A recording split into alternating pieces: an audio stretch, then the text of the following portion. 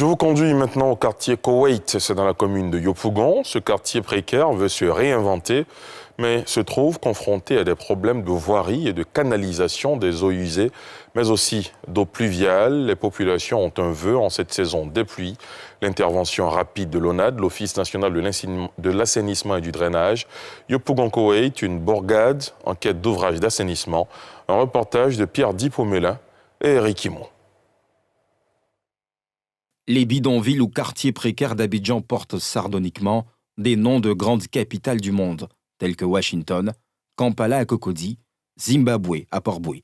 Cette ironie, on la retrouve aussi dans la commune de Yopougon, au Koweït, une bourgade bien connue pour la densité de sa population et ses habitats de fortune. Depuis quelques années, un centre de santé y est bâti et des habitats modernes pointent le nez. Problème, l'absence de canalisation et la seule voie d'accès défectueuse handicapent son essor. Cette formation sanitaire, créée en 2003, est difficilement accessible aux ambulances, surtout en cette saison pluvieuse. Il n'y a pas de canalisation au niveau du Koweït. Quand il pleut, vous allez voir que l'eau de ruissellement passe même devant le centre comme ça. Nous-mêmes, pour appeler l'ambulance, quand on les appelle pour arriver, c'est difficile. Déjà, les parents préfèrent même aller négocier même rapidement leur taxi pour venir.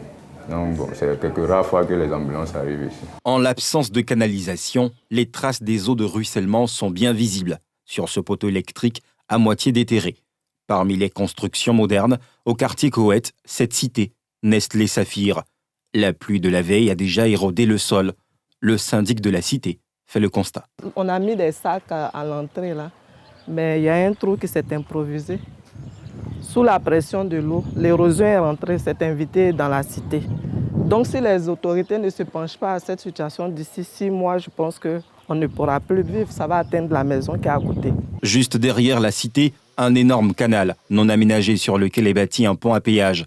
50 francs la traversée pour allier le quartier voisin, Conan-Ferrand. Fait de barres, de fer et de bois, ce pont de fortune, sans aucune rampe d'appui, est entretenu par des jeunes. Lorsqu'on encaisse, on prend cet argent en cas de cas pour pouvoir réparer encore ce pont, puisqu'il y a des chevrons à payer. Vous regardez, c'est déjà gâté. Ce quartier là-bas, on appelle là-bas Conan-Ferrand. Et ici, c'est Koweït. Donc, au lieu de quitter Conan-Ferrand et continuer de l'autre côté, passer au marché pour sortir, pour laquelle on a fait ça. Et là, ça relie directement les deux quartiers.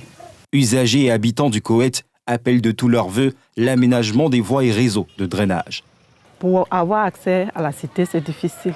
Les voies sont impraticables. J'ai eu à perdre une de mes voitures qui a brûlé parce que je rentrais dans l'eau avant de sortir. Au sortir, ma voiture a pris feu. Nous demandons aux autorités de se pencher sur ce problème. Vous voyez le gros trou qui est à côté, plus ça tarde, le trou avance. Vous avez vu la clôture qui a cédé. Ça, c'est à la dernière pluie. Ici, le quartier se développe, le quartier est beau à vivre, mais on avait un véritable problème, c'est que l'état de la route, franchement, est dégradé. Et nous allons rentrer en saison pluvieuse, là c'est plus grave. En saison pluvieuse, franchement, les voitures se gardent. Les nuages seront bien chargés de pluie cette année, selon les experts de la météorologie. Il y a 2 ans, un drame provoqué par les pluies diluviennes s'était produit ici. L'eau avait emporté un enfant et fait de nombreux dégâts matériels.